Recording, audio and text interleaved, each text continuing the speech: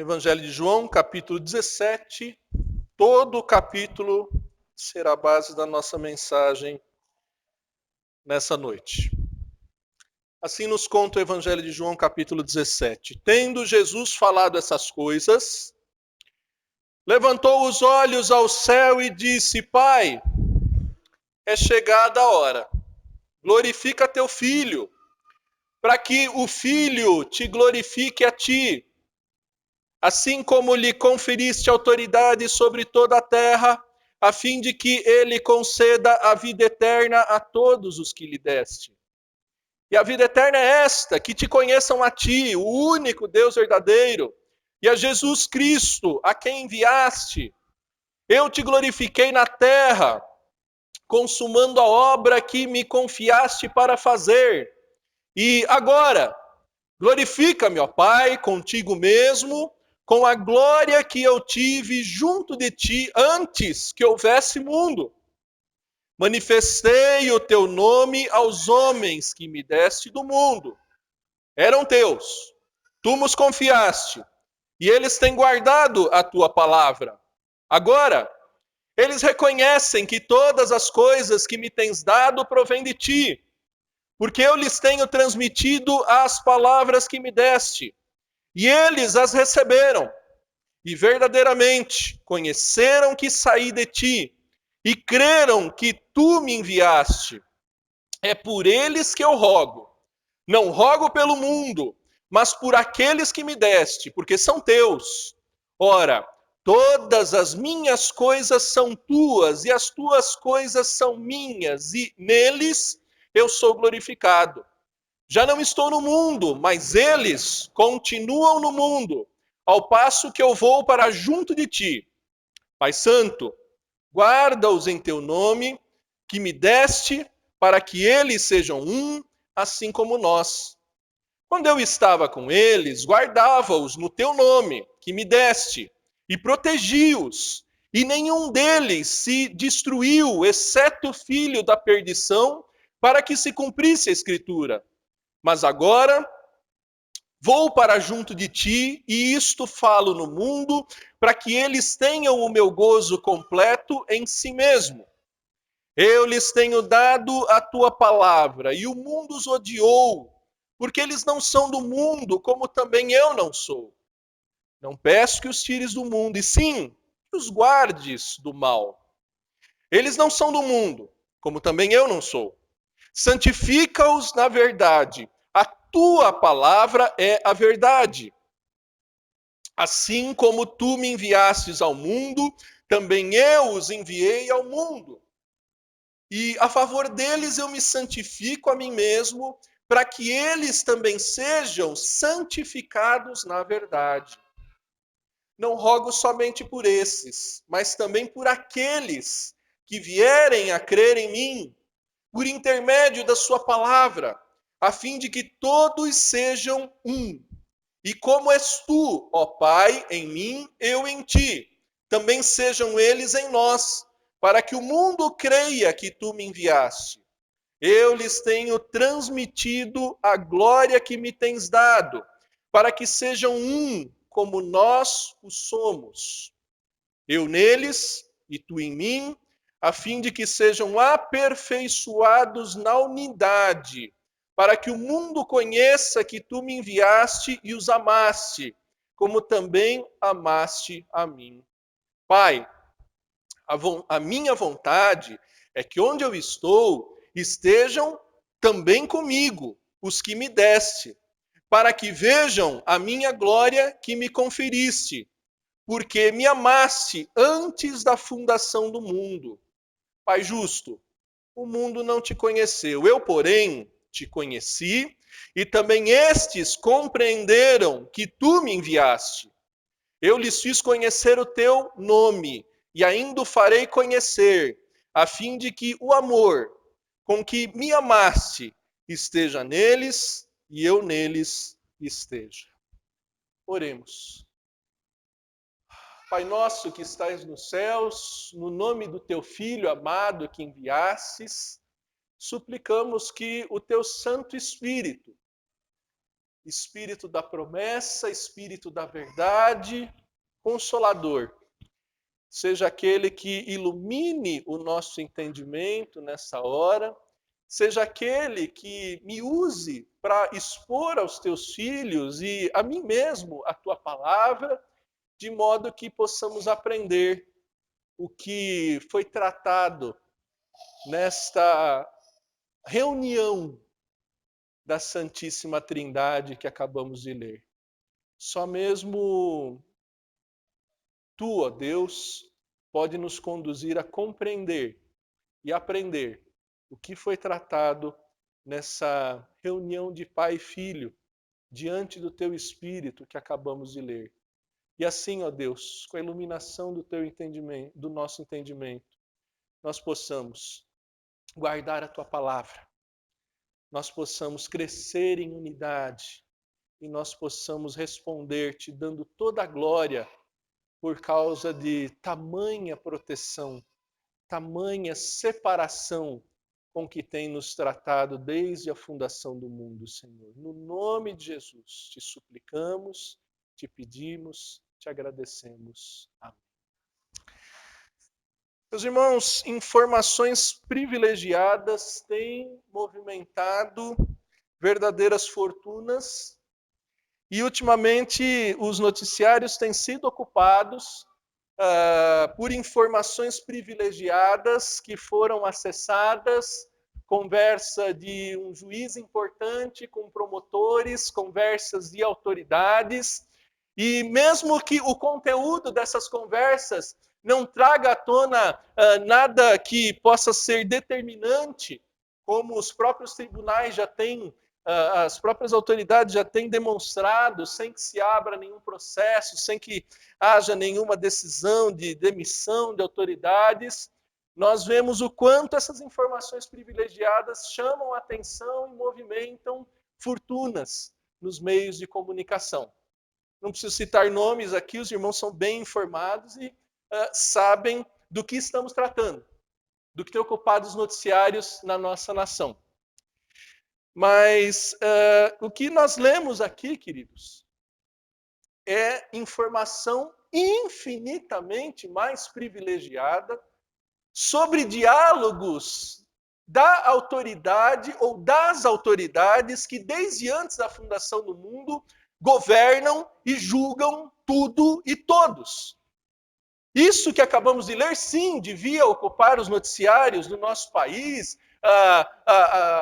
as mídias sociais, isso sim devia ser o assunto. Esse sim devia ser a conversa que ocupasse a curiosidade de todos, porque aqui sim tem informação preciosa, tem informação valiosa, tem informação impagável. Nós lemos aqui nesse capítulo 17 de João, pedidos do filho ao pai pela família complicada que somos nós, a igreja. Pedidos de um filho ao pai sobre uma família de irmãos extremamente complicados, que dão muito trabalho para o pai e para o filho. Ou, se você preferir, nós temos aqui nesse capítulo 17, pedidos do nosso advogado, o Senhor Jesus Cristo, para o justo juiz sobre réus que somos nós, transgressores da lei que somos nós. Então isso é de extremo interesse para todo aquele que transgride a lei de Deus, isso é de extremo interesse para todo aquele que está preocupado em comparecer diante do tribunal divino e de onde ninguém vai escapar. Hebreus 9:27 diz que aos homens está encerrado morrer uma só vez e depois disso vem o juízo. Todos estarão diante do juiz. Todos precisam estar preparados para comparecer diante do juiz. Um juiz muito, muito, muito mais justo do que qualquer dos juízes que estão em evidência na mídia brasileira. Um juiz que sabe tudo. Um juiz que testemunha daquilo que fazemos, falamos ou até pensamos.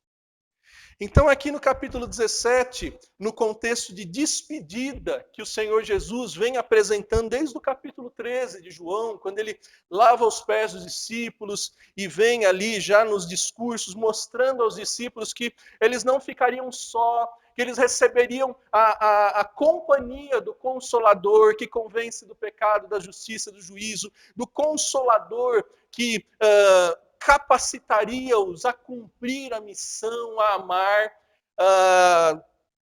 Agora o Senhor Jesus se separa e, pelo contexto, comparado, por exemplo, com o Evangelho de Lucas, essa pode ser considerada assim aquela oração feita no Monte Getsemane, quando Jesus chama Pedro, João e Tiago, os mais chegados, para ir orar com ele, naquela madrugada que antecedia a sua crucificação. E ele encontra Pedro, João e Tiago dormindo mais de uma vez, sem acompanhá-lo naquela oração, porque ele sabia que já era o último momento. E aqui nós podemos acessar uma conversa de Deus com Deus, uma conversa do Deus Filho com o Deus Pai, e aprender sobre o grande amor deles por nós, aprender sobre o como precisamos viver para ter uma vida coerente com esses pedidos que foram feitos e, inevitavelmente, foram e serão atendidos, porque Jesus jamais pediria algo que o Pai não lhe desse. Ele é um com o Pai. Eles têm a mesma vontade. Eles têm a concordância eterna, eles não discordam em nada, eles não são como nós, que às vezes o filho discorda do pai, o pai discorda do filho. Queridos, essa oração é dividida em 3 partes. Versículos de 1 a 5, Jesus faz um pedido para ele mesmo. É uma súplica pelo Cristo e a sua entrega. Versículos de 6 a 19, Cristo faz um pedido pelos primeiros discípulos, por aqueles que estavam diante dele.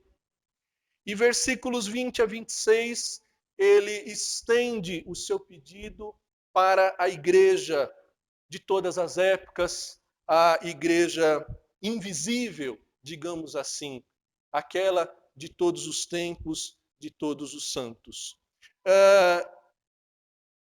Versículo 1 diz que Jesus adotou uma postura de olhar para os céus. Uma postura completamente oposta do publicano, que não conseguia olhar para os céus, como lemos nesse culto, por causa do peso e da vergonha dos seus pecados. Jesus olha para os céus não com uma postura arrogante, mas eu penso que como quem estava olhando para o seu lar, estava olhando para de onde veio, estava olhando já com saudades e se preparando para ir para onde ele olhava. Ele olha para os céus e, invocando o Pai, chama o Pai. Aquela expressão bem breve, com tamanha profundidade, né? Só de quem tem uma comunhão, uma união com o Pai. E ele diz, chegou a hora. Hora que o Evangelho de João foi preparando e despertando a expectativa. Lá no capítulo 2, versículo 4, quando Maria informa Jesus que eles não tinham mais vinho, Jesus diz, mulher, não é chegada a minha hora. E aí ele faz o primeiro milagre, deixando claro de que ele não atendeu a expectativa da mãe, mas sabia muito bem qual era a hora determinada pelo Pai. No capítulo 4, versículo 21, quando ele conversa com a mulher samaritana, ele avisa, vem a hora. Ainda não tinha chegado. Capítulo 7, versículo 30 de João, ele mostra que essa hora está se aproximando. Ele diz, então procuravam prendê-lo, mas ninguém lhe pôs a mão, porque ainda não era chegada a sua hora. Capítulo 8, versículo 20. nós lemos que ele proferiu as palavras no lugar do gasofilácio, quando ensinava no templo, e ninguém o prendeu, porque ainda não era chegada a sua hora. Capítulo 12, versículo 23. Respondeu-lhe Jesus: é chegada a hora de ser glorificado o Filho do Homem. Momento em que Judas sai para o trair. Capítulo 12, versículo 27.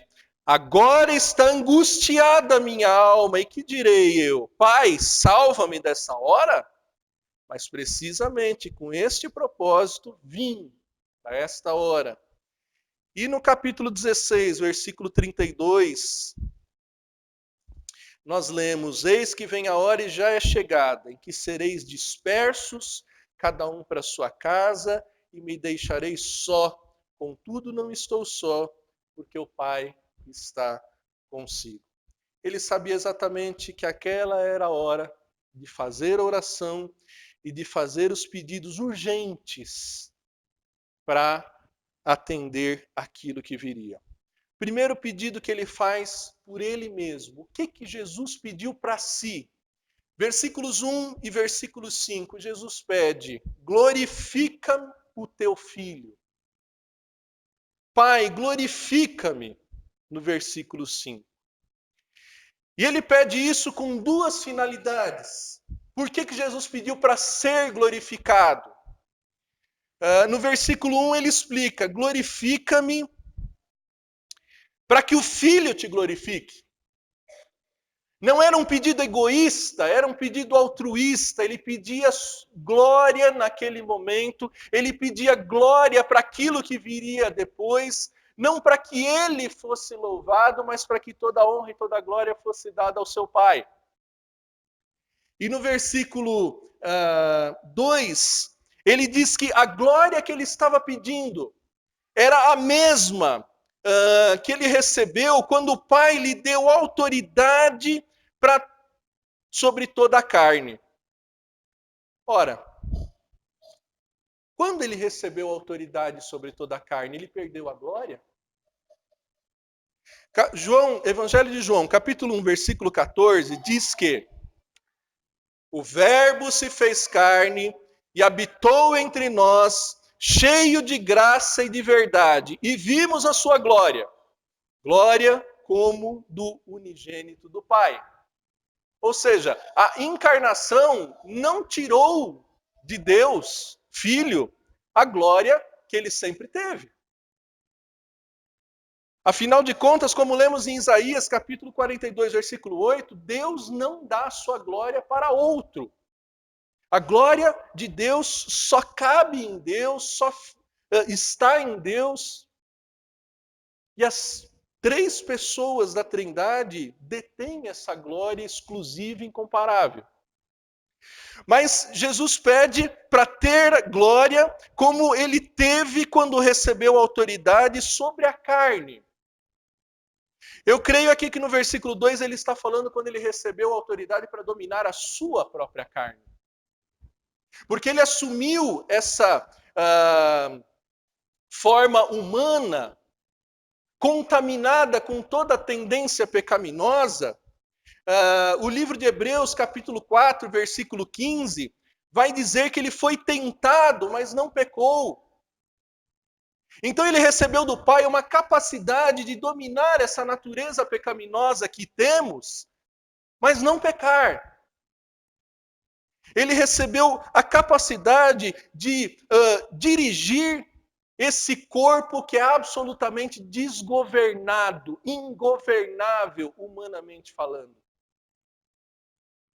Para a gente tentar entender um pouco o que é isso, um dos momentos mais gloriosos da carreira do grande Ayrton Senna foi quando ele conseguiu completar uma prova no Autódromo de Interlagos, se não me engano, com apenas uma das 6 marchas funcionando na caixa de câmbio, ou 2 no máximo.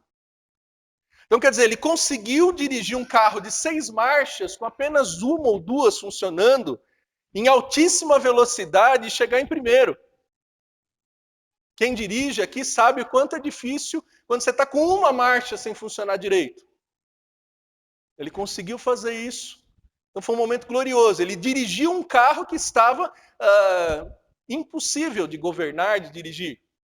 Uma outra vez eu acompanhei, eu gosto muito de acompanhar episódios na aviação, e um piloto da Gol decolou aqui em Congonhas, e quando ele decola com o avião, ele olha para o painel todo está apagado, ele não sabia a velocidade, a altura, combustível, e aí ele começa a conversar, a única coisa que funcionava era o rádio, e ele começa a conversar com controladores de voo e tal, aqueles controladores vão o guiando, como se ele fosse um verdadeiro cego, pilotando um avião com 200 passageiros.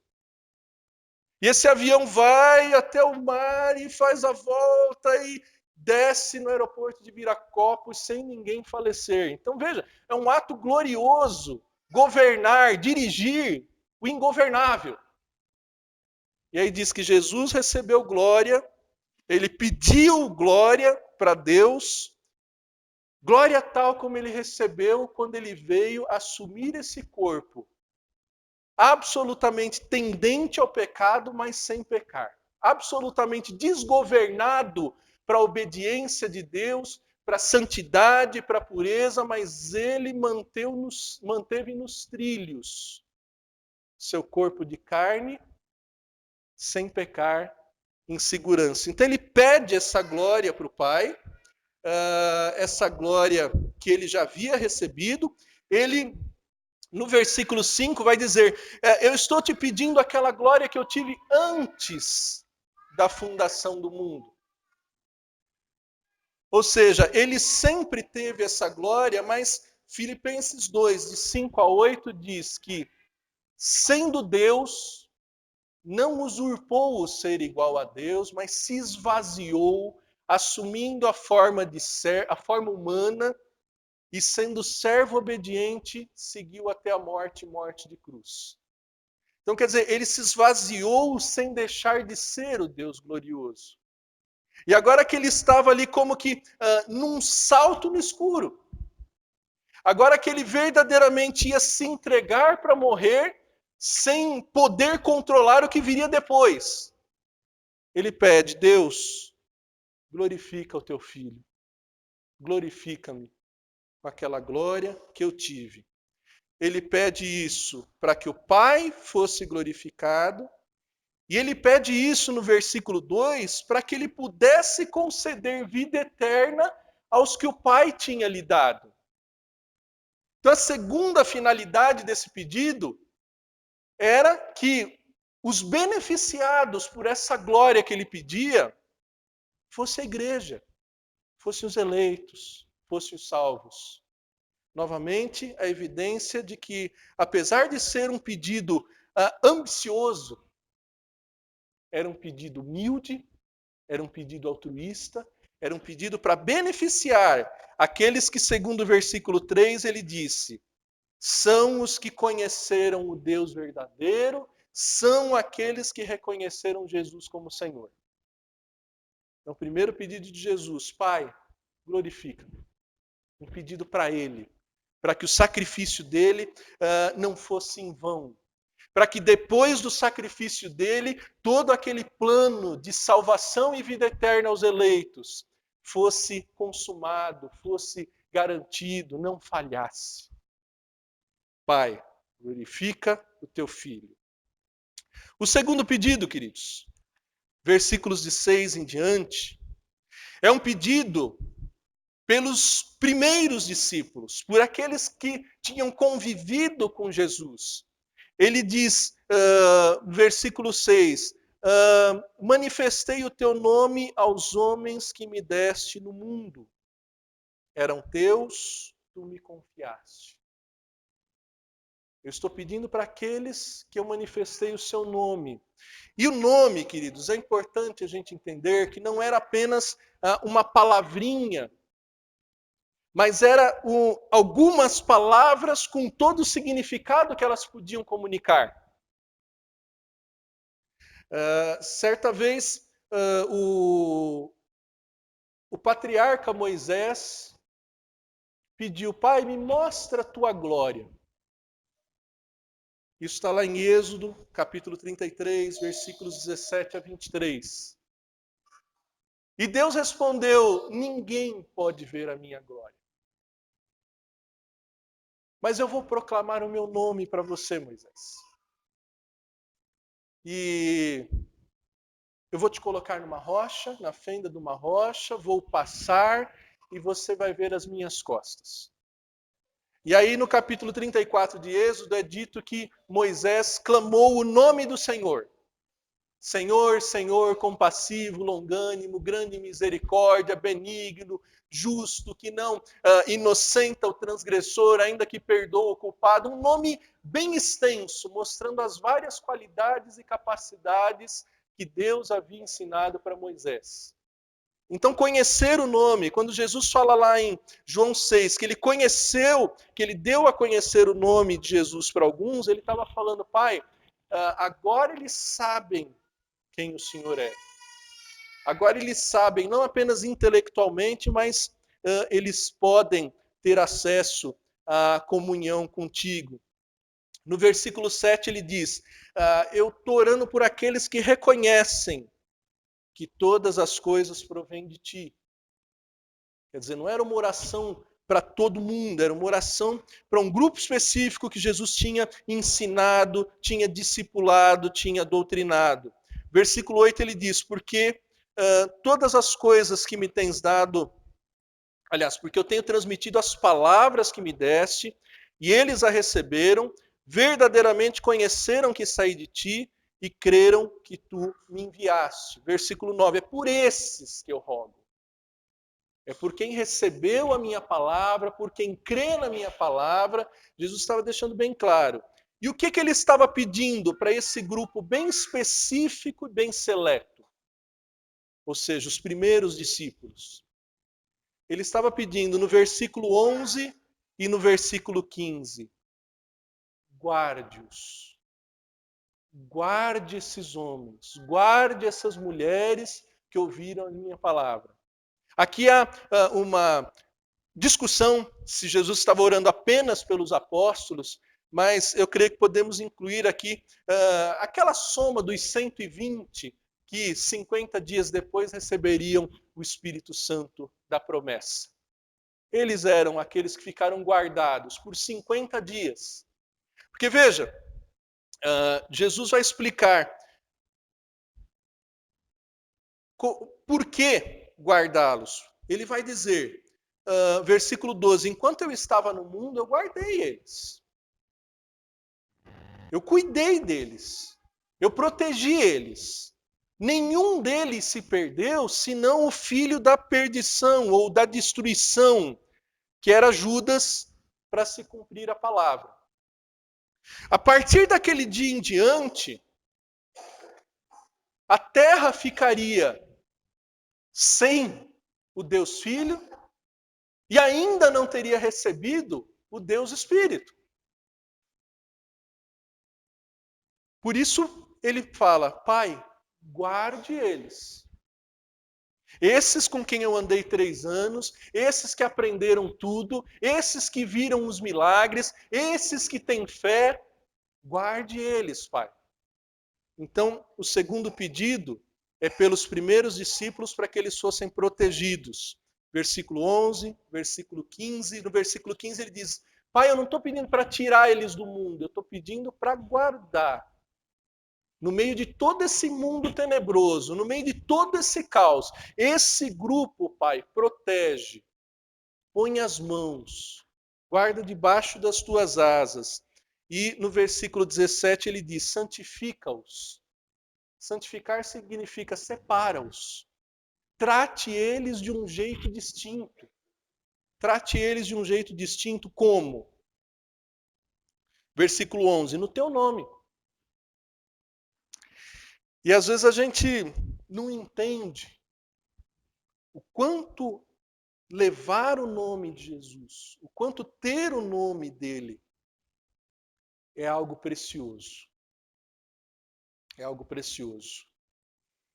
Mas retornando a Moisés, quando o povo saído do Egito, impaciente, precipitado, começou a adorar um bezerro de ouro, e aquela ingratidão, aquela infidelidade desperta a ira de Deus. E Deus diz para Moisés no monte, em cima do monte Sinai: Moisés, desce, porque eu vou destruir o povo. E aí Moisés fala: mas Senhor, isso lá em Êxodo 32, 10 a 12. O que dirão os egípcios sobre você? Em outras palavras, Senhor, como é que vai ficar o teu nome perante os egípcios? Qual vai ser a fama que vai ter o mundo se você destruir o seu povo que tirasses do Egito? Esse argumento de Moisés foi usado perante Deus, e Deus poupa muitos daqueles, porque eles tinham o nome do Senhor. Eles tinham o nome do Senhor. Neemias, quando vai interceder pelo povo que estava 70 anos na Babilônia, e como é que você vai pedir para Deus consertar aquilo que o povo mesmo tinha destruído com a sua infidelidade, com seus pecados? E Neemias diz: olha, eles ainda são teu povo. Eles ainda têm o teu nome. Então, ter o nome de Jesus, ter o nome de Deus, nos protege. É uma marca. Talvez não seja a melhor ilustração, mas às vezes nós colocamos uma marca naquilo que nos pertence para que ninguém roube, para que se saiba, olha, ele tem dono. Isso é feito até em rebanhos. Os donos dos rebanhos vão lá e põem uma marca para que ninguém vá lá e se aproprie. Jesus está falando assim: guarde-os com o teu nome, com a tua marca. Identifique-os para que eles não sejam perdidos, não se percam. No versículo 12, Jesus diz: olha, eu os guardei. E enquanto Jesus esteve com os 12, esteve com os 70, Lucas 10, 17 a 20, conta que quando os 70 discípulos voltaram, de ter pregado a palavra, de ter expulso demônios, de ter manifestos, sinais, em obediência à palavra de Jesus, Jesus diz assim: olha, eu via Satanás caindo do céu sobre vocês. Em Lucas 22, 31 a 32, Jesus fala para Pedro: Pedro, Satanás pediu você para peneirar, mas eu intercedi por ti. Jesus está falando: Pai, guarde-os, porque ser discípulo de Cristo é perigoso. E não é um perigo físico, é um perigo espiritual. É ser alvo de Satanás.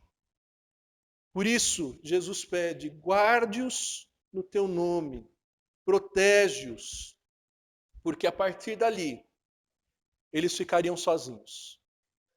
Eles não teriam ainda recebido o Espírito Santo, eles não teriam acesso a Jesus Cristo. E o versículo 14, ele explica por que precisa protegê-los. Porque eles têm a palavra e o mundo os odeia. Como nós aprendemos no capítulo 15, lembra? Razões para amar e ser odiado.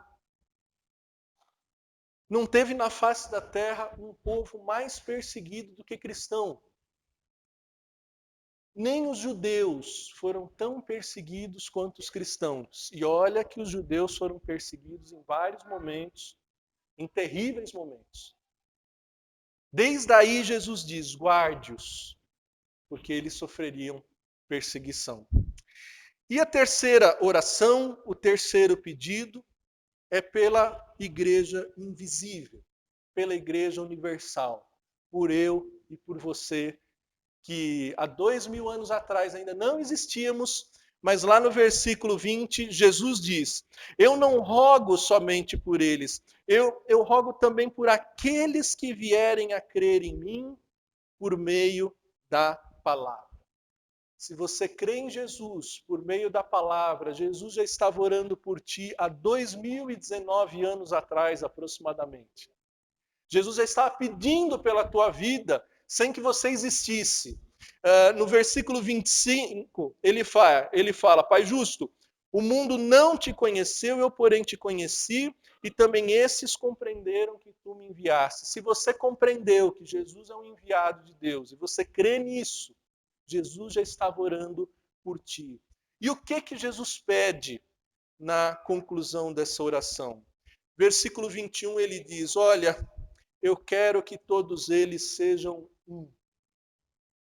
Eu quero que eles estejam unidos. Ele que avisou, né? Ele que avisou no versículo 32 do capítulo 16. Chegou a hora que eu vou ser ferido e vocês vão ser dispersos, vocês vão espalhar. Ele que desde quando Moisés morreu, olhou para Israel e ficou olhando para o seu povo como ovelhas que não tinham pastor. Ele agora olha e fala, eles vão ficar sem um pastor. Sem um sumo pastor. Então, Pai, eu peço para que eles não se espalhem. Eu peço para que cada vez mais eles se unam. Eu peço para que cada vez mais eles sejam um. E uma união tal, não como de um monte de batatas num saco de batata, que cada um ainda é uma.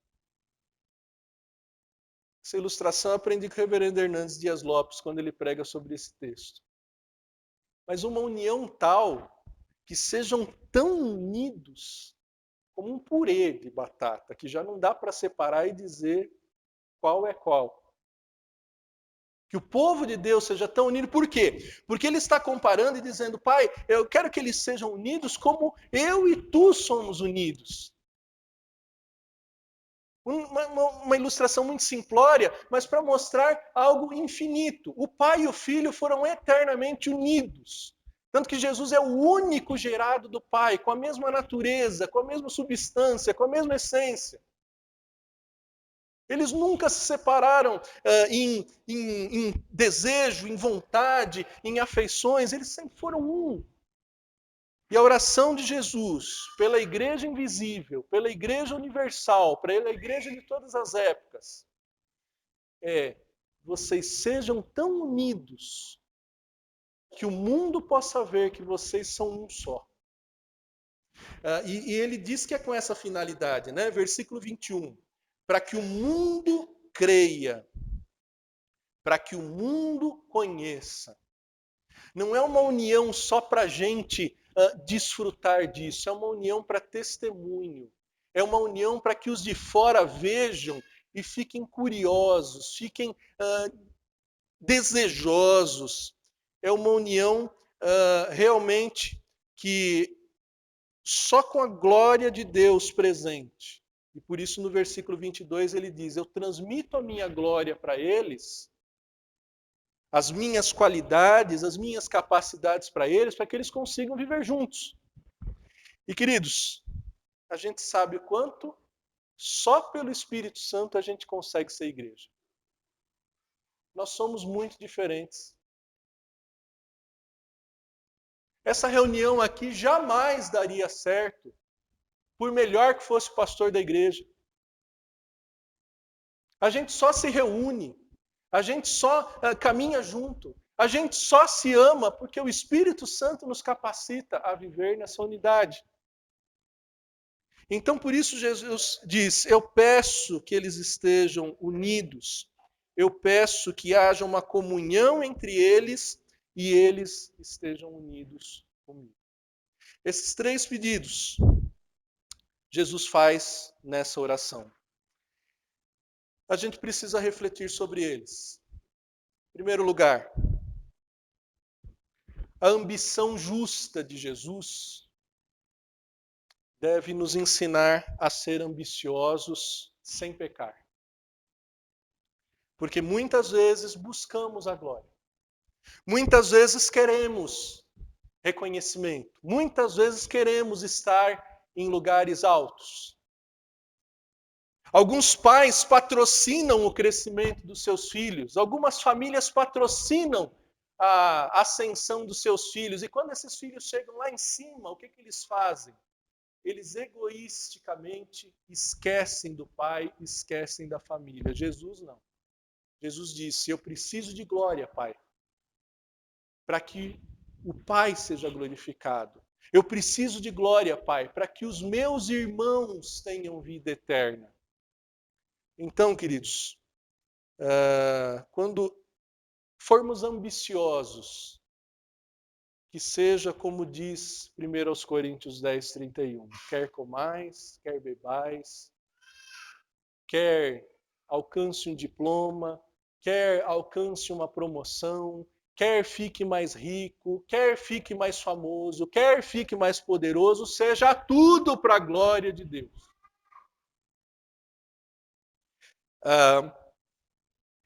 Se você alcançar alguma glória nessa vida, que além de ser para o louvor de Deus, seja para o benefício do próximo, seja para o benefício de semelhante.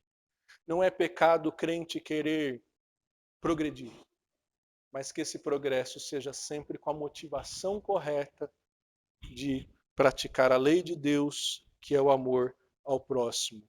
Então veja, quando Jesus pediu algo para si, não era egoísta, era para te abençoar e para o nome de Deus ser louvado. Sobre a proteção que ele pediu,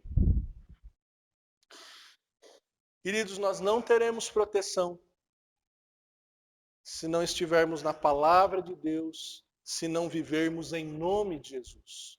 Nós não obtemos nada do Pai se não pedirmos em nome de Jesus. O meu e o teu nome não dá acesso a nada diante de Deus. Por isso as nossas orações são filtradas pelo nome de Jesus. Sempre que dobramos os joelhos, pedimos algo ao Senhor e não podemos pedir em nosso próprio nome. Porque o novo e vivo caminho é o nome de Jesus. Isso molda as nossas orações, como o Cristo pediu, para que fôssemos protegidos pelo nome de Deus na palavra. Irmãos, nada mudou.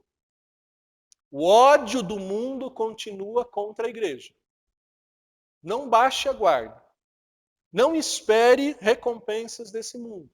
Não espere carinhos desse mundo. Esse mundo é hostil aos discípulos de Cristo. Então, busque sempre a proteção do Senhor. Busque sempre a proteção daquele que disse: eu vos envio como ovelhas para o meio de lobos. Vão maltratar vocês. Vão levar vocês para tribunais. Muitas vezes o inimigo vai ser o da própria casa. Mas não se sinta desprotegido nem sozinho. Confie na proteção, na santificação, no tratamento distinto do Senhor. E por último, queridos, foi Jesus quem pediu que nós fôssemos unidos. Uma só fé, uma só igreja, um só batismo diante de um só Senhor. Nós temos algumas divisões em termos de organização, mas Jesus não morreu mais pelas mulheres do que pelos homens, não morreu mais pelas crianças do que pelos jovens, não morreu mais pelos presbíteros, pelos diáconos, pelos pastores do que pelas ovelhas, não. Todos temos o mesmo valor, todos fomos comprados pelo mesmo sangue de Jesus, ainda que sejamos tão diferentes. Se você não tem promovido a união, se você tem sido um instrumento de divisão, de panelinha, de partidos, você tem vivido uma vida completamente contrária ao que Jesus pediu ao Pai. Isso é insano, isso é absurdo. Não dá para ser feliz assim.